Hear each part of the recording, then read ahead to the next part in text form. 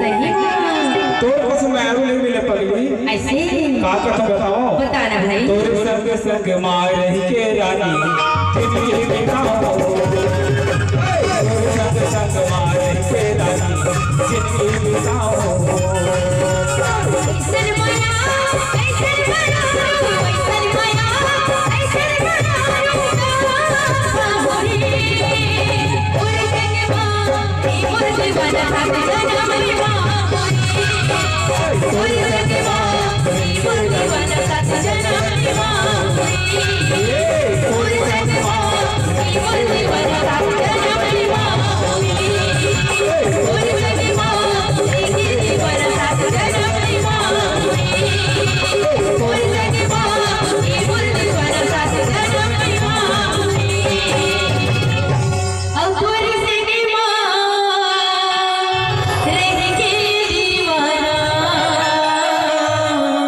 साथ जना